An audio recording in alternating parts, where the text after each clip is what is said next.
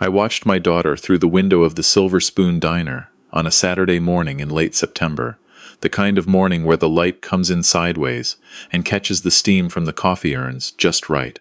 She was moving between tables with that particular efficiency she'd developed over 2 years of weekend shifts, balancing 3 plates on one arm, reaching across to refill a water glass without breaking stride, laughing at something an elderly man in a John Deere cap said to her. 21 years old, second year of the pre-med program at the University of Tennessee, and she still came in at 6:30 every Saturday and Sunday to work a double shift at this diner off Route 11. She didn't have to. That's what people don't understand when they hear about it. I made enough as a shop foreman at Hartley Manufacturing to cover her tuition, her apartment, her groceries. I offered every semester. She always said the same thing. Dad, I want to know I did this myself. Her name is Cassidy. She's been the steadiest thing in my life since her mother, Rena, died from ovarian cancer when Cassidy was 6 years old. 15 years of just the two of us. Me with my union job and my second-hand pickup. Her with her grades and her ambitions and a work ethic that put most grown adults I knew to shame. She ironed her diner uniform the night before every shift. She kept a notebook in her apron pocket with vocabulary cards for her science courses. She never once asked me why life had dealt us the hand it did. My phone buzzed in my jacket pocket while I was standing there on the sidewalk watching her. My brother Reed's name on the screen. Still on for the anniversary party, Saturday the 14th? I texted back, Cassidy and I will be there, 6 o'clock good? 3 dots appeared, disappeared, appeared again. Actually wanted to talk to you about that. Can you call? I called him. He picked up on the second ring. He had that careful tone I'd learned to recognize over the past 5 years. The voice he used when he was about to deliver news that Camille had decided, and he was just the messenger. So the thing is, he said, the party's gotten a little bigger than we planned. Camille's got clients coming, some people from the dealership group, potential partners from Nashville. She's worried about the guest-to-space ratio. Reed. What? Just say whatever you're going to say. A pause. Camille thinks it might be better if it's adults only this year. Keep it more professional. Cassidy's 21. I know that, but she's stopped. Started again. Camille's worried it'll come up, what Cassidy does. Some of these clients are image conscious, and if they find out she's waiting tables. She's paying her own way through a pre-med program. That's not something to hide. Of course it isn't. I just think tonight isn't the right venue for. We'll see you at 6 on the 14th, I said, and hung up. I didn't tell Cassidy about the call that night. She came home after her shift smelling like maple syrup and coffee, changed, heated up leftover pasta, and sat across from me talking about her biochemistry professor for 40 minutes, with the same enthusiasm some people reserve for playoff games. She'd already picked out what she was wearing to the anniversary party. A green dress she'd found on ThreadUp, hemmed herself after watching 2 YouTube tutorials. She'd been looking forward to this party for weeks. Reed was the only uncle she'd ever had. She'd spent summers at his place before he met Camille, back when he was still the person I recognized as my brother. I watched her talk and thought about what her face would look like if I told her what that phone call had been about. I didn't tell her. We drove to Franklin on the 14th, 40 minutes south on I-65. Reed and Camille had bought their house 3 years ago. 6,000 square feet of colonial brick in a gated neighborhood called West Haven, the kind of community where every lawn looks like a golf course, and the HOA sends certified letters if your trash cans are visible from the street before 7 a.m. Camille's family owned 4 car dealerships across Middle Tennessee. Reed managed 2 of them now. They'd been married 5 years, and in that time my brother had slowly become someone I recognized less and less every time I saw him. We pulled into the circular driveway at 5:50. I'd wanted us to arrive early, offer to help set up. The driveway was already filling up, Otis. A slate gray BMW, 1 silver Mercedes with a Nashville dealer plate. I parked my F-150 at the edge of the lawn between a Lexus and an Escalade. We're early, Cassidy said, grabbing the gift bag from the back seat. She'd bought them a set of Williams-Sonoma dish towels with her own money, spent $26 she'd made that morning. That's okay, right? We can help. That's perfect, I said. Camille answered the door herself. She was wearing a cream-colored blazer and pressed slacks, gold at her collar, hair blown out like she was about to be photographed, which, I realized as I stepped into the foyer, was exactly the plan. A photographer had set up a backdrop near the staircase, a ring light beside it, waiting. "You're early," she said, flat, not warmly. "Wanted to help if we could." I held up the bottle of wine I'd brought. Her eyes moved past me to Cassidy, down to the green dress, up to her face. Something calculated passed through her expression and was gone in under a second. "How thoughtful," she said. "Reed's in the study, second door on your left. Why don't you go find him?" She was already angling her body slightly toward Cassidy, cutting me out of the conversation. "Cassidy, honey, I actually have a small favor to ask, if you don't mind." I felt it before she finished the sentence. "We're running behind on the appetizers. The caterer had a last-minute staffing problem. Since you're so comfortable in that kind of environment, I thought you wouldn't mind helping pass a few trays while guests arrive. Just for an hour or so, until everyone settles in." The silence lasted 2 seconds. It felt like longer. I watched Cassidy understand what was being asked of her. Watched her absorb it in the half-second, before she arranged her face into something neutral. "Camille," I started. "It's fine, Dad, quiet, controlled." "Cassidy, we didn't come here so you could." "Really?" She looked at me with the expression she'd had since she was 8 years old. The one that said, "I've got this, please don't make it worse. Go find Uncle Reed, I'll be okay." I should have said no, should have picked up the wine bottle, taken her by the hand, walked back to the truck, and spent the evening watching football at home. I've replayed that moment more times than I can count. Instead, I watched my daughter disappear toward Camille's kitchen, and I went to find my brother. Reed was in his study with 2 men I'd never met, talking about interest rates on floor inventory. He waved me in, held up one finger. I waited and looked at the framed photographs on his walls. Reed and Camille at a charity auction in Brentwood. Reed and Camille at a ribbon-cutting ceremony for one of the dealerships. A family portrait from last Christmas.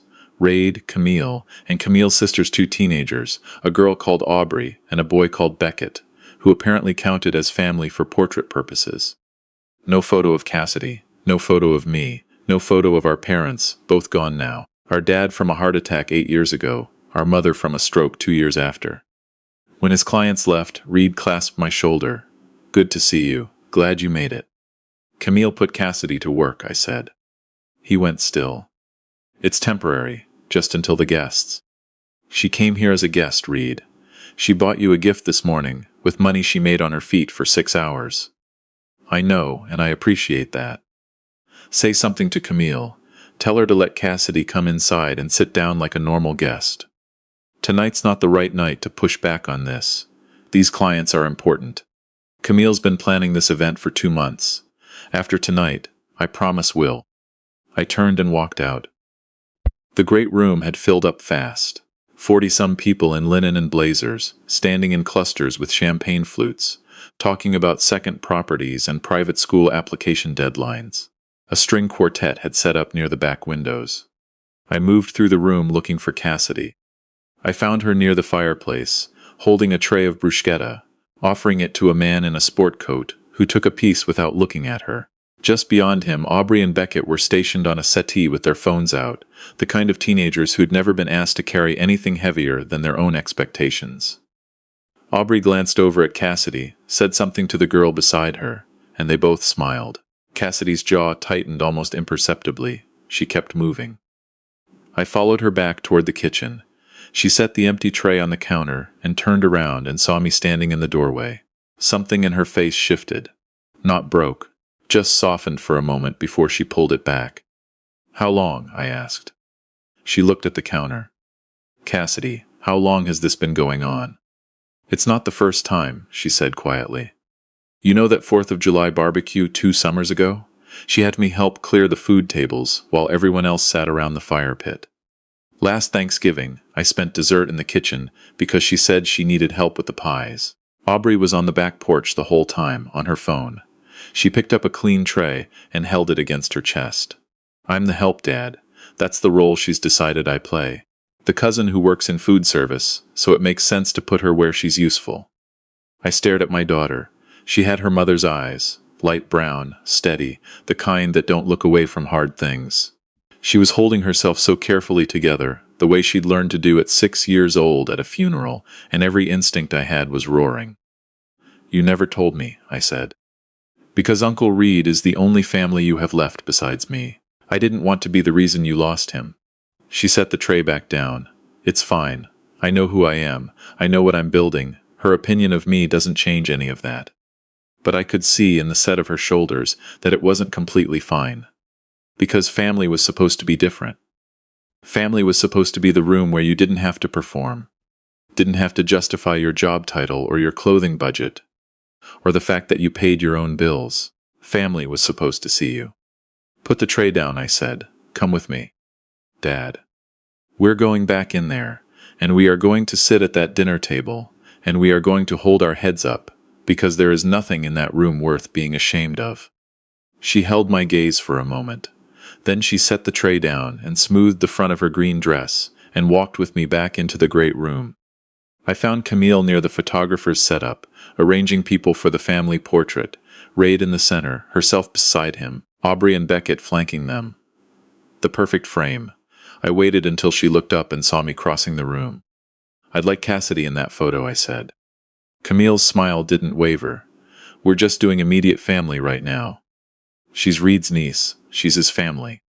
The photographer has a schedule. Then he can adjust it." I looked at my brother, Reed. Reed looked at Camille, looked at me. He had the expression of a man watching two trains approach each other on the same track, hoping that if he stood very still, neither one would hit him. "Maybe we can do an extended family shot after," he said. "After," Camille confirmed. Dinner was announced. We moved into the dining room, a table for 40 set with china, I recognized as expensive and silverware that gleamed under pendant lights. Place cards at every setting. I found mine near the far end. I looked for Cassidy's name and found it at the very last seat, beside the kitchen door, where servers would be moving in and out all evening. I picked up both cards and moved us to 2 empty seats near the middle of the table. Camille appeared at my elbow. "Those are reserved." "For who?" "The Hendersons. They're our lead investors." "Put them at the end," I said. "The seats are the same." She plucked the cards from my hand. Her voice dropped to something silk-wrapped and precise. "If this evening goes sideways because of where the Hendersons are sitting, that's on you." "That's fine," I said, and I sat down and Cassidy sat beside me. The dinner started. Salad course, then soup, then a beef tenderloin I had no appetite for. The conversations around me were about things I didn't care about. Comparable market values in Franklin and Brentwood. Whether the new development on Highway 96 would affect their commutes, where they were taking their families for spring break. I kept one eye on Cassidy. She was eating quietly, participating when someone spoke to her, not performing anything. Aubrey, seated across the table, watched her for a moment, and then leaned toward the girl beside her. "She was just serving the appetizers an hour ago," she murmured, not quietly enough. "Isn't that a little awkward? For her?" 3 people nearby heard it. 2 of them looked at Cassidy. I pushed my chair back. Cassidy put her hand on my arm.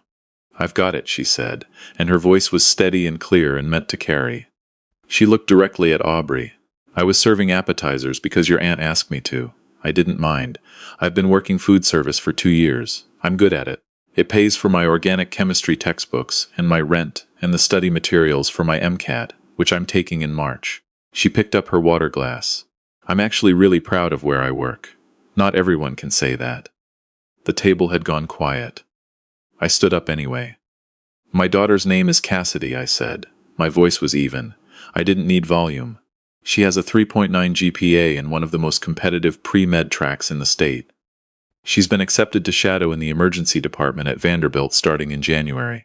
She works weekends at a diner, by her own choice, because she decided at 18 that she didn't want to owe anyone anything she hadn't earned." I looked down the table at Camille. She came here tonight as a guest. She spent $26 of her own money on a gift for people who put her in an apron the moment she walked through the door. No one moved. I've watched my daughter serve coffee and carry trays for 2 years, and I have never once been anything but proud. The same cannot be said for every person at this table. I crossed to the long serving table against the far wall. Camille had spent weeks describing the centerpiece to Reed. A custom arrangement from a florist in Green Hills, white orchids and trailing eucalyptus in a mercury glass urn, paid for separately from the caterer because she wanted it to be the photograph everyone remembered. It stood at the center of the table, immaculate, deliberate, the kind of beautiful that announces how much it cost. "Don't," Camille said from her chair. I reached out and steadied the urn with both hands. Then I shifted it to the very edge of the table. Then I let go. It tipped slowly, the way heavy things do when the physics finally catch up. And $300 of white orchids and eucalyptus spilled across the white linen runner and onto Camille's hardwood floor, water spreading dark across the wood, flowers scattering, the urn itself landing with a hollow sound that echoed off the pendant lights. The room was absolutely still. "My daughter serves coffee to pay for medical school," I said into the silence. "She'll be someone's doctor in 6 years. Tonight she was someone's caterer. That's the last time." I took Cassidy's hand. We walked out through the foyer, past the photographer still standing by his backdrop, past the string quartet frozen mid-arrangement, out into the cool October night. We drove north on I-65, without talking for the first 10 minutes. Then Cassidy said, "You knocked over a $300 flower arrangement." It slipped. It did not slip. I placed it poorly. She laughed. The laugh that comes from somewhere genuine, the one she'd had since she was small, sudden, and a little startled by itself. "Thank you, Dad. I should have turned around the minute she handed you that tray. You came back." We went home and ordered fried chicken from the place on Gallatin Pike. Watched something on TV that neither of us could name the next morning. Fell asleep on the couch before midnight. Reed didn't call that night. 3 days passed. On the 4th day, a letter arrived from a Franklin attorney. Not a lawsuit, just a strongly worded demand letter listing the table runner, the floral arrangement, water damage to the hardwood floor. $840, with payment plan options. I forwarded it to a friend of mine who handled civil matters. He wrote back on letterhead within a week.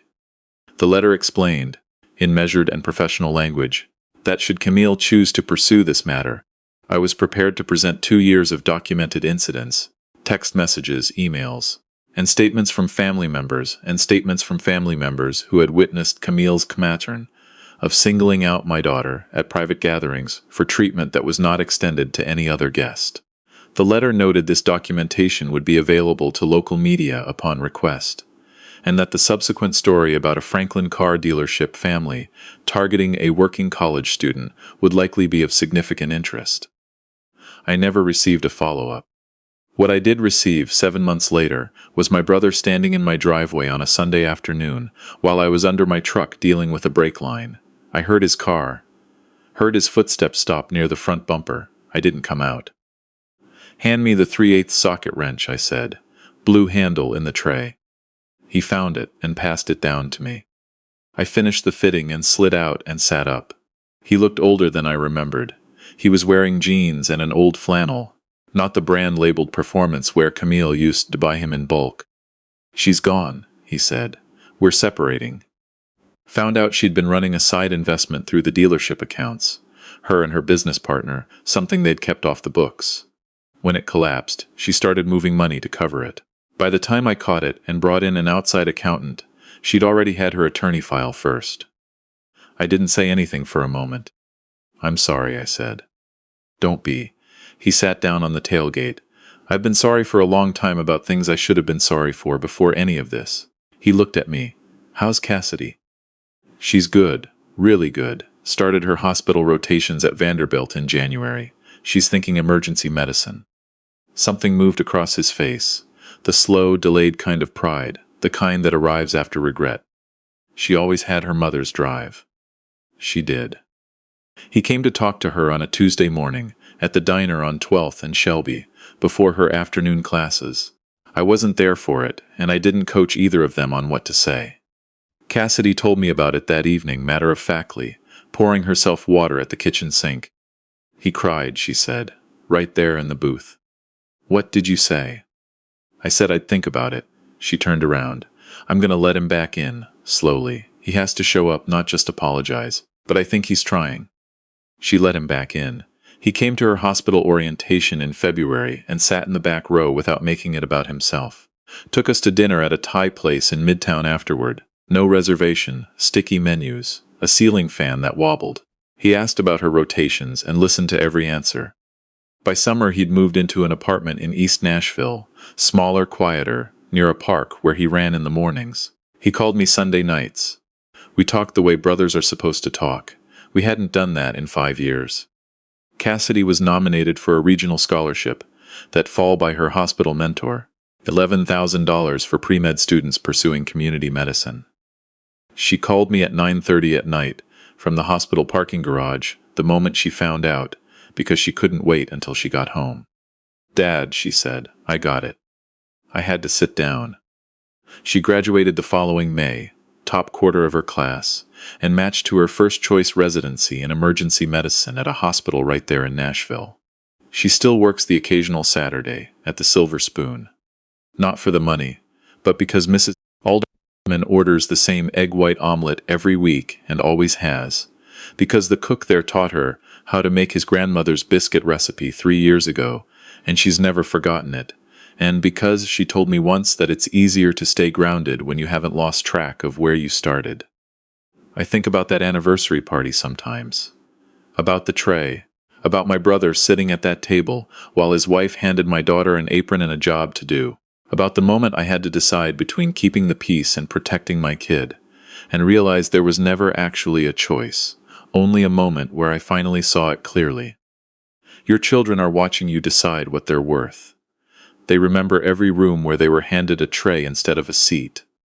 They carry it longer and quieter than you think.